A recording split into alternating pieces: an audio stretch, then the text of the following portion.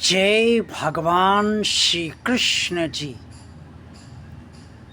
भगवान और आप चैनल के अत्यंत प्रिय श्रद्धालु भक्तों,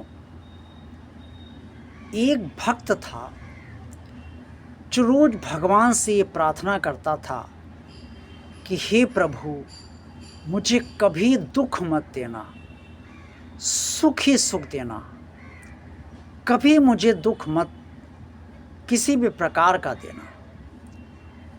और दूसरा भक्त था जो भगवान से ये प्रार्थना करता था कि हे मेरे भगवान, आप मुझे सुख अवश्य दीजिए, लेकिन उसमें दुख भी अवश्य इतना देते रहिए जिससे मैं आपको याद करता रहूं और आपसे अलग जीवन भर ना हो।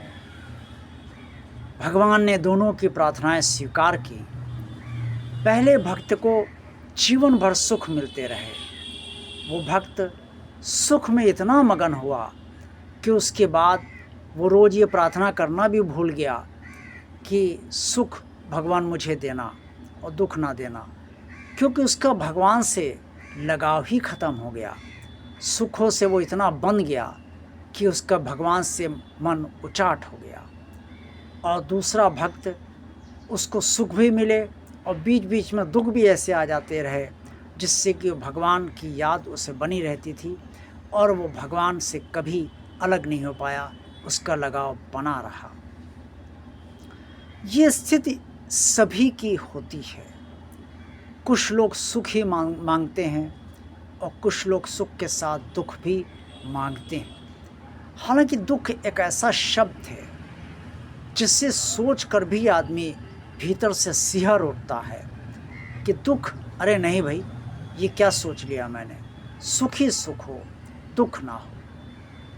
लेकिन सुख दुख जीवन के दो पहिए हैं। चाहे जितना सुख हो दुख अवश्य आएगा, और चाहे जितना दुख हो सुख अवश्य आएगा। चाहे जिस मात्रा में आए, लेकिन सुख मिलेगा अवश्य। कुछ लोग ऐसे भी होते हैं जिनके पास अथाह सुख होते हैं, अर्थात सब प्रकार के सुख होते हैं। धन का भी सुख, समस्त भौतिक सुख, समृद्धि समस्त प्रकार की, और सम्मान भी, वैभव भी, कीर्ति भी, यश भी उनका, और शारीरिक बल भी उनके पास रहता है, पद भी अच्छा होता है और समाज में उनकी बड़ा सम्मान होता है। देश विदेश में कई लोगों की ख्याति भी बहुत होती है। लेकिन ऐसे लोग में कुछ लोग ऐसे भी होते हैं जो सदा यही ध्यान रखते हैं कि आज वो जो कुछ भी हैं वो अपने भगवान की कृपा से ही हैं। ऐसे लोग भी कभी अपने भगवान से अलग नहीं होते। माया ज़रूरी है, इससे कोई इनकार नहीं कर सकता। माया के बिना ना तो शरीर का पोषण हो सकता है और ना परिवार के प्रति कर्तव्यों, दायित्वों, उत्तरदायित्वों की पूर्ति हो सकती है। लेकिन माया में ही रम जाना, और माया में इतना रम जाना कि भगवान की तरफ से मन उचाट होने लगे, भगवान में मन ही ना लगे, ये स्थिति बहुत खतरनाक होती है। और इस स्थिति में ही मनुष्य अधोगति को प्राप्त होता है। इसीलिए भगवान कृष्ण ने कहा है कि मनुष्य अपना ही मित्र है और अपना ही शत्रु है।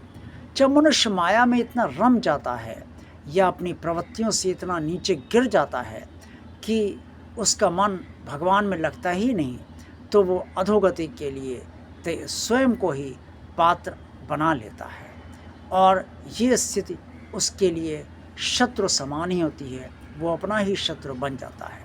दूसरी तरफ जो व्यक्ति भगवान को ध्यान में रखते हुए पूरा विकास करता है, भौतिक विकास करता है, अपना विकास करता है, परिवार का विकास करता है, सारी जिम्मेदारियां परिवार के प्रति संपूर्ण करता है, समाज के प्रति भी अपने दायित्व संपूर्ण करता है, और देश के प्रति भी अपनी स्थितियों को, अपने कर्तव्यों को भली बात समझता है और उसे निभाता रहता है, उसकी भी ख्याति, कई लोगों की उसकी भी ख्याति देश विदेश में फैल जाती है, लेकिन तब भी वो भगवान से जुड़ा रहता है। ऐसा व्यक्ति वास्तव में अपना मित्र होता है। उसकी प्रवृत्तियाँ इस तरीके की होती हैं जो उसे भगवान से जोड़े रखती हैं, और ऐसा व्यक्ति जो है वो सद्गति को प्राप्त होता है, मृत्यु पश्चात अच्छी योनि प्राप्त करता है। और अगर भगवान का वो वास्तव में अनन्य भक्त है तो उसे दर्शन भी भगवान के मिलते हैं और वो भगवान के पास मृत्यु पश्चात चला जाता है, जन्म मरण से मुक्त हो जाता है।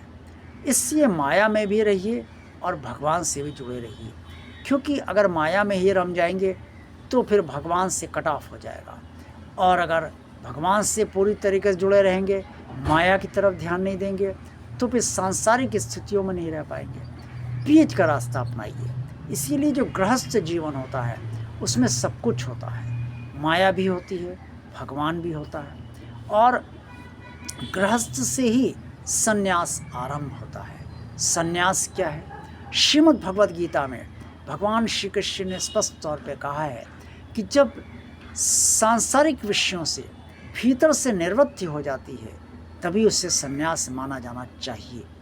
क्योंकि अगर सांसारिक विषय से में किसी भी विषय के प्रति प्रवृत्ति हमारी बनी हुई है तो हम संन्यास नहीं ले सकते। संन्यास का मतलब है मन से विषयों का न्यास, अर्थात मन जो है वो विषयों से हट गया और मन अब सांसारिक विषयों में नहीं लग रहा है। इससे उचाटपन नहीं रहता है, इससे वो सच्चाई समझकर तटस्थ हो जाता है मन। वो जान जाता है कि इस जो सांसारिक विषय है उसकी क्या बुराइयां हैं और क्या अच्छाइयां हैं। अच्छाइयां तो ठीक है, लेकिन बुराइयां जो हैं उससे मन दूर रहने लगता है। यही संन्यास है, और संन्यास तभी मिलता है जब भगवान से भी हमारा लगाव रहेगा और माया को हम संतुलन के साथ भोगते रहेंगे। आज का वीडियो आपको अच्छा लगा है तो इसे लाइक अवश्य कीजिएगा। भगवान और आप चैनल आप सबका चैनल है, इसे बराबर देखते रहिए और इससे आप लाभान्वित हो रहे हैं, अन्य लोगों को भी लाभान्वित कराइए। इस चैनल को आप अगर सब्सक्राइब आपने अभी तक नहीं किया है तो भगवान का कार्य मान के इसे सब्सक्राइब अवश्य कर दें। अन्य लोगों को भी प्रोत्साहित करें कि वो भगवान का कार्य मान कर इस चैनल को सब्सक्राइब करें, और चैनल को ज़्यादा से ज़्यादा लोगों को शेयर कीजिए।